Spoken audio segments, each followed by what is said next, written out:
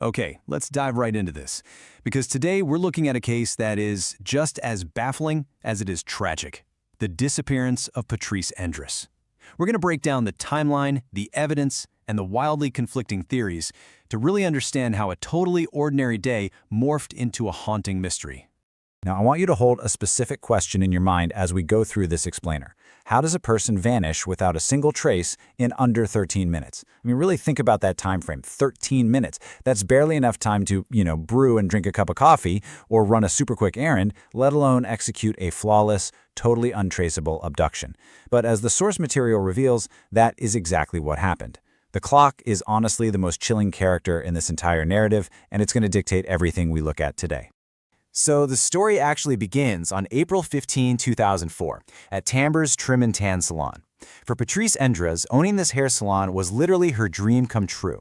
Her husband, Rob, had actually helped her purchase and remodel the space to absolute perfection. It was her sanctuary, right, and obviously her livelihood.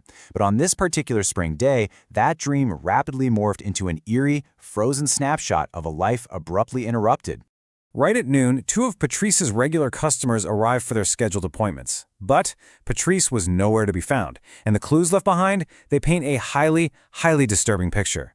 Her purse and keys were sitting right there on the reception desk. Even more chilling, and this really gets me, her lunch was still warm inside the microwave. Outside, her car wasn't parked in its usual spot. It was pulled up at this really unusual, odd angle. Oh, and the cash drawer? Completely empty. Seeing these immediate red flags, the two women knew something was severely wrong and frantically called 911, kicking off what would become a massive search. All of those clues, the warm lunch, the abandoned keys, the emptied register, they all point to an incredibly sudden departure. But the most staggering piece of data in this entire case is the number 13. Investigators didn't just, guess when Patrice was taken. They were actually able to isolate the exact window of her abduction to a shockingly narrow 13 minutes. Seriously, I want you to genuinely imagine what you can actually accomplish in just 13 minutes. To commit a crime of this magnitude, leave absolutely no physical trace, and vanish completely within that tiny window, it's almost incomprehensible. Now, investigators didn't just pull that time frame out of thin air. They meticulously reconstructed it. And this brilliantly illustrates exactly how they did it. In the morning, police verified Patrice's presence at the salon through her active cell phone calls and her completed customer appointments. Then, at the other end of the timeline, we have a hard stop at 12 p.m. when those two regular customers arrived and found the place deserted.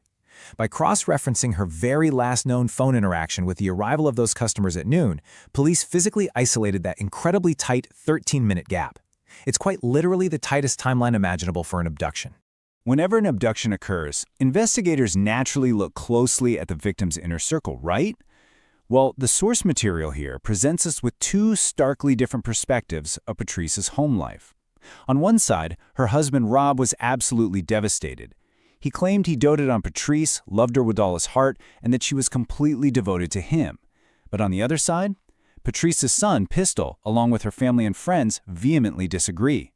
They describe a totally different reality, claiming Rob was jealous, possessive, and highly controlling, and that Patrice was actually preparing to divorce him. In fact, the already strained relationship between Rob and his stepson, Pistol, just completely disintegrating following her disappearance. Now, we are simply looking at the documented claims here, but the stark contrast in these accounts definitely complicated the initial investigation. Naturally, this conflicting family dynamic immediately put a spotlight on Rob. But investigators quickly found themselves at a complete dead end, because Rob had an airtight alibi. He was physically accounted for during the time of the abduction. Yet, despite that alibi, suspicion naturally lingered in some circles for one highly specific reason. Rob knew Patrice's daily routine inside and out. He knew her exact schedule, which means he would have known precisely when she'd be alone during those critical 13 minutes. While Rob absolutely denies any involvement, steadfastly maintaining they were happy and she was the love of his life, that deep knowledge of her vulnerabilities kept his name popping up in the conversation as the investigation moved forward. Just as investigators were really struggling with that impossibly tight timeline and the complex family dynamics, the case took an incredibly terrifying twist. The scope of the investigation expanded dramatically when not one, but two separate known serial killers emerged on the radar. I mean, when you have a vanishing this quick and this seamless, the idea of a highly organized, practiced predator becomes a very, very real possibility.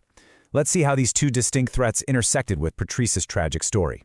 Let's move to and see how this builds a highly complex suspect pool. First up, we have Jeremy Jones.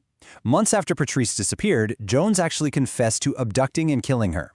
And what made this truly terrifying was that he seemed to know specific details about the crime that supposedly only the true kidnapper could know. Now, he did later recant that confession, leading some investigators to cross him right off the list. However, at least one detective remains absolutely convinced Jones is the culprit. Then we have Gary Hilton, another known serial killer operating in the region. Hilton became a prime suspect because of a major geographical connection, which we'll look at in just a second. But crucially, despite his presence and his dark history, investigators lack the physical evidence to definitively connect him to Patrice's murder. Sadly, any hopes of bringing Patrice home alive were ultimately shattered. Almost 2 entire years after she vanished from her dream salon, the case reached a heartbreaking milestone. Patrice's skeletal remains were discovered behind a church in Dawson Forest, Georgia. After weeks of intense, initial searches that yielded absolutely nothing, the wilderness finally gave up its secret. This tragic discovery obviously shifted the narrative entirely, from a missing persons case into a definitive, active homicide investigation. And that brings us to another critical number in this case, 11. Dawson Forest, where Patrice was found, is located just about 11 miles away from Timbre's Trim and Tan Salon. It's a really short, highly navigable distance. But what makes this location deeply unsettling is its dark history. This specific area of Dawson Forest is notorious. It is the exact same location where the second serial killer we just discussed, Gary Hilton, disposed of the body of another victim, a young female hiker. It's this incredibly close proximity, this shared dumping ground just 11 miles from the salon, that keeps Gary Hilton firmly entrenched as a prime suspect in the eyes of many investigators. Yet, this is exactly where the justice system hits a massive wall. The source material makes this frustrating reality very, very clear. We have an impossibly tight 13-minute timeline. We have conflicting family narratives. We have a confessed serial killer in Jeremy Jones who knew unreleased details. And we have Gary Hilton, who used the exact same forest just 11 miles away to hide his victims. The investigators have intensely compelling suspects and an absolute mountain of circumstantial data. But what they do not have is the definitive physical evidence required to bring formal charges against anyone. So the crucial point is this: the investigation is basically frozen in time, waiting on a singular breakthrough. After all the extensive searches, the timeline reconstructions, and the serial killer connections, authorities are still waiting for someone to come forward. They need someone with that one clue, that one vital piece of information to finally solve the baffling abduction and murder of Patrice Endres. Because someone out there knows exactly what happened in that eerily quiet salon. Who holds the missing piece of the 13-minute puzzle? Thank you for joining me for this explainer, and keep questioning the details.